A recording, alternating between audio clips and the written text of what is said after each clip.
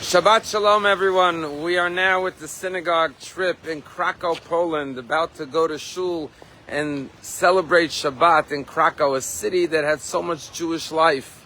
And now, on a third day of our trip here throughout Poland, we see the tragedy of the Holocaust, the concentration camps, the mass graves, and the millions of Jews who were murdered here in Poland. But we are here to celebrate Shabbat, the eternal people with the eternal Shabbat.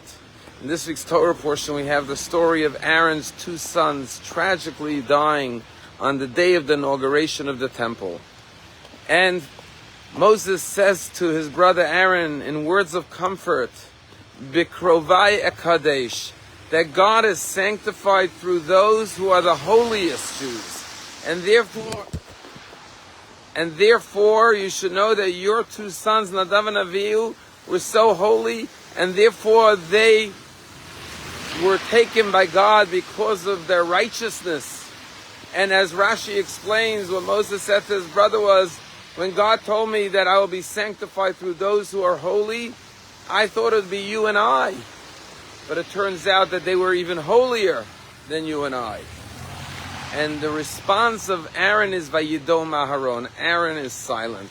And the rabbis say he received reward for being silent. And what this is interpreted to mean was that he was rewarded for his acceptance of Moses' words of comfort, of God's decree of choosing his two sons because they were most holy. However, the Lubavitcher Rebbe gives a novel interpretation. And he says, no. You know what it means that Aaron was silent? It means he silenced his mind and he refused to accept Moses' answer. Because Aaron said, no, I will not give any rationalization or any credence or acceptance to this decree. I will silence my mind. Yes, I accept the decree of God, but I will not use my mind to rationalize or justify or explain the death of my sons. Yes, it's a decree from on high, and I must accept it, but I will not come to peace with it. And that was the Rebbe's theme about the Holocaust and about all the tragedies that befell the Jewish people. There were other great rabbis, with all due respect to them, who tried to give reasons why the Holocaust occurred, giving an explanation for the tragedies of the murder of 6 million Jews.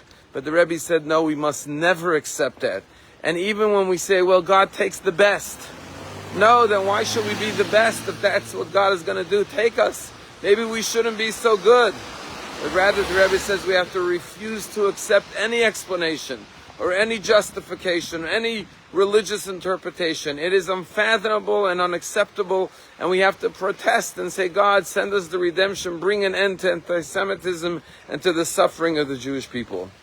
We find something fascinating. In Hebrew, we find that King David says, Almighty God, why did you abandon me? Why did you forsake me?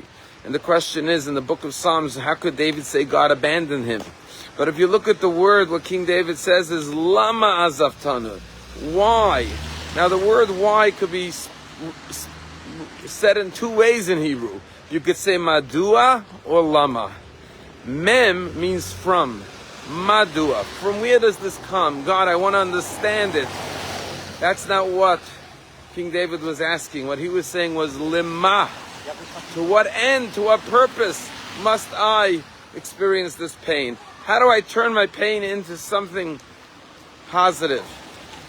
We can't explain why these tragedies occurred, but we must answer the question of lima. For what purpose? What will we do with this pain, with this tragedy?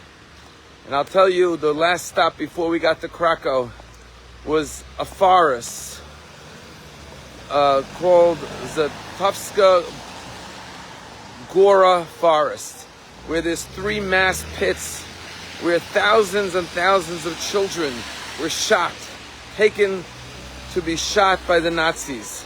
And we heard horrific stories that occurred right there. And when we arrived to say the prayers at these mass grave of pits at the Zaratovska Gora forest, The IDF happened to be there at the same time with a delegation of soldiers conducting a memorial service, and we were able to join them. And we saw the soldiers standing there saluting at attention at the memorials as they recited the Kel Malay and said prayers and then sang Hatikva right there at the mass graves. And I stood there and I said, that's the answer, Lema. How will we make sure this never again occurs? We will create a land of Israel, a home for every Jew, a place that will defend every Jewish life anywhere in the world, that will stand up for Jewish continuity and the security of the Jewish people. And then he said, now we're going to go celebrate Shabbat. Lema, what are we going to do with this pain? We're going to carry on stronger. And those innocent Jews who were buried alive, they, like seeds that are buried, we will grow stronger and greater from them. We do not understand God's ways. We do not accept any explanations. But we answer the question, Lama, how will I be a better Jew to carry on the legacy of the 6 million, millions of whom died in this country? You know how we're going to do that? We're going to keep on being Jewish. We're going to celebrate Shabbat right here in Krakow and remember the glorious past of this city, the Jewish life that flourished in this town and now lives on throughout the world, the descendants of these very same people. Shabbat Shalom from Krakow, Poland.